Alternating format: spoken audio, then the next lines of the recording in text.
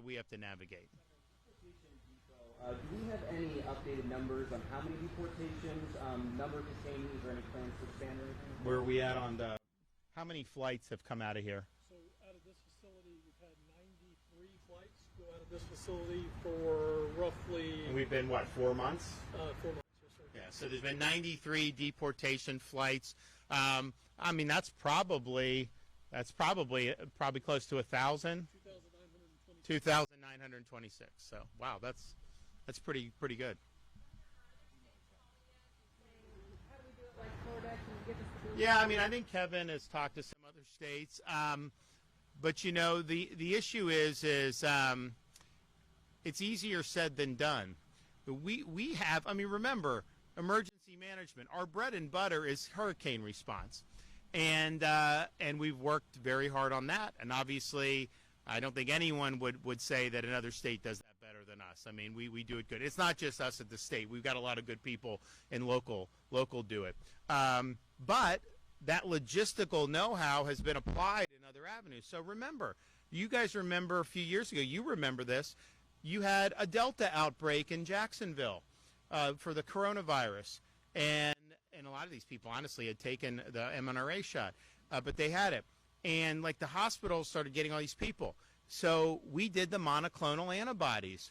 No one was using them really. I mean, they're very rare. And so I got all these monoclonals, and it was Kevin and his team. They would set up, and then we'd have our health people, and then we would do it. And we got a lot of people through in Jacksonville. And to this day, I will have people come up to me thanking me for that, that we had that, because it really did work to help it. So we've been able to do it in that. We've been able to do it in rescue missions. I mean, they just had the Jamaica hurricane. You know, we had people stranded, so we went and got them. We've got them from Israel, Haiti, all these other things. So that's kind of another wrinkle that we've added into that. So now we're now doing it in the processing and detention space to be able to assist DHS, and they're doing it really well. But, you know, the reality is not every state has that kind of capacity and know-how to be able to logistically make this stuff happen the way the state of Florida does. And, you know, it's Kevin, obviously, leading those logistical efforts, but then all of our agencies just having dealt with emergencies and hurricanes and all this stuff, you know, they know how to get things done and do it. So I'm not going to name states, because then they say, oh, why did you talk to Florida and you didn't do it? I don't want to put anyone in hot water. But, yes, people have asked what you're doing. I think that there's definitely a lot of capacity for some of these states to do more, certainly in some like-minded states. And so we'll just have to see what they're able to do.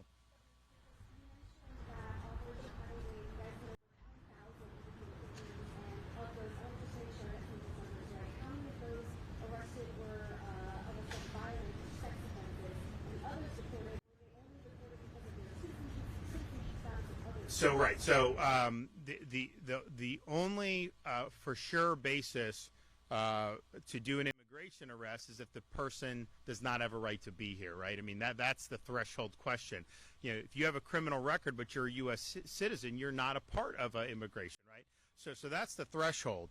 And again, you don't have to have been convicted of a crime to be subject to immigration enforcement. To say that would be the case would be absurd. You're giving people a license to come in the country illegally until you commit a serious crime? No, we want to prevent the serious crimes from happening.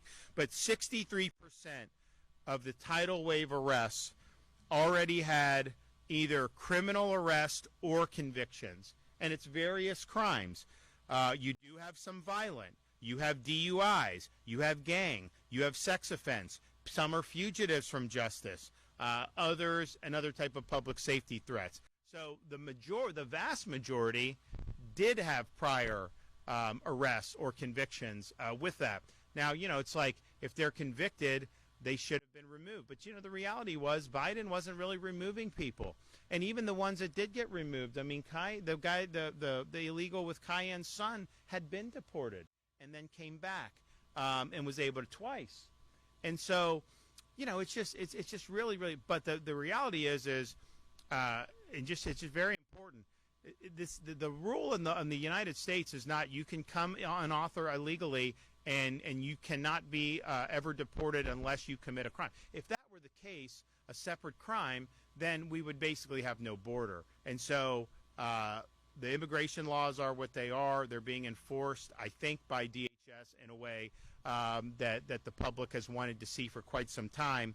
And then us, we're facilitating that. But, the thing is, if Dave Kerner pulls someone over for speeding, not saying speeding's the equivalent to like a violent crime, because, people speed, right? It's not something you necessarily, but sometimes they do. So pull over, and if the person doesn't speak English, doesn't have a driver's license, doesn't have insurance, well, his highway patrol, those troopers, they're going to probably think that there's reasonable suspicion that this person's not here illegally. So then they can act.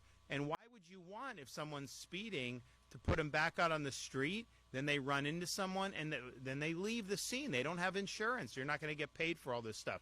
So that's a high number, 63% that have criminal interactions, either arrest or convictions.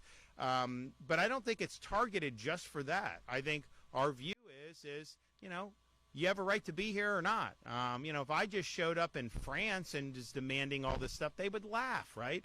You wouldn't be able to just go illegally and do it in almost any other country except the United States in recent years. And so I think the times they are a-changin', as someone once sang.